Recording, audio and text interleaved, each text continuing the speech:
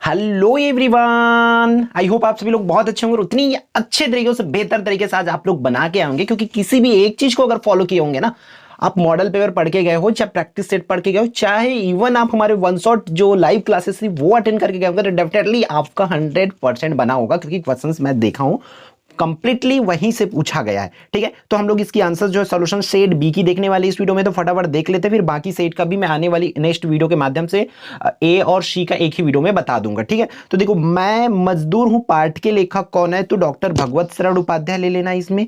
ठीक है, फिर दूसरा, कृषि महोत्सव में राजा का कार्य था, तो कृषि महोत्सव में राजा का कार्य क्या था भाई? हल चलाना। ये पुरस्कार वितरण ये सब चीज तो होती नहीं थी, तो दूसरा का कौन सा हो जाएगा?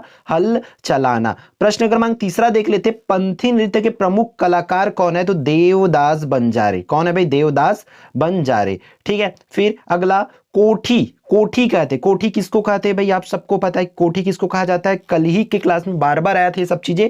ध्यान रखने की जगह को हम लोग क्या कहते हैं? कोठी कहते हैं। साध पाठ की विधा, या तो आप यहां पर पद्य लिखेंगे और पद्य ऑप्शन में नहीं है तो वो क्या हो जाएगी? पद्य मतलब कविता हो जाएगी। क्लियर है? यहां पर क्या लिख सकते हैं? कविता। रीवा शब्द नदी के लिए प्रयोग हुआ है। प्रसाद का विलोम, प्रसाद की अगर विलोम की बात करें तो कुटिया। क्या लिख के आना था बच्चों आप लोगों को? कुटिया। ठीक है, कुटिया। ती नहीं ट, है ना।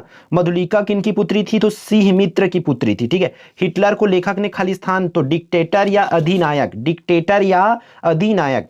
फिर जेब कतरा में कुल 9 रुपए और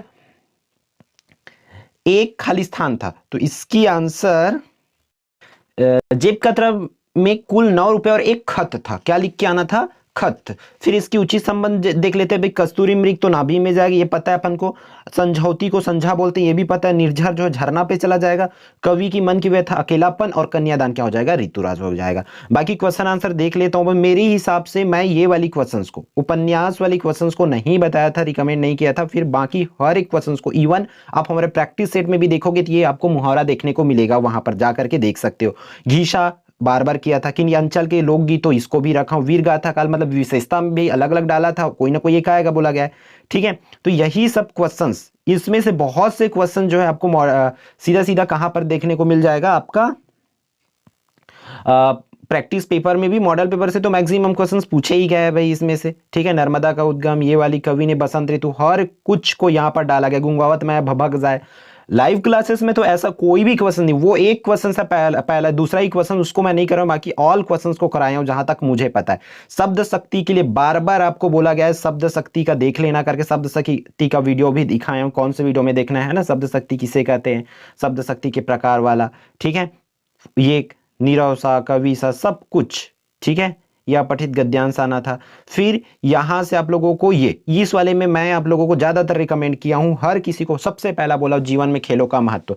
छत्तीसगढ़ से आने की संभावना बोला गया था, पर छत्तीसगढ़ से नहीं दिया गया। एक चीज मेरी ड्रॉबैक है इस पर।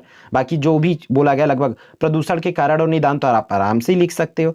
ठीक है, और ये दोनों तो हमारे प्रैक्टिस पेपर में ही था, हमारे पहला ही सेट में इन दोनों क्वेश्चन को रखा हूं, आप लोगों को पता है। ठीक है, तो ये रहा भाई आपके हिंदी का पेपर बेस्ट रहा होगा। तो ए और सी का मैं नेक्स्ट वीडियो में आपको सॉल्यूशन बता रहा हूं, फिर हम लोग जो इंग्लिश की तैयारी पे लग जाएंगे।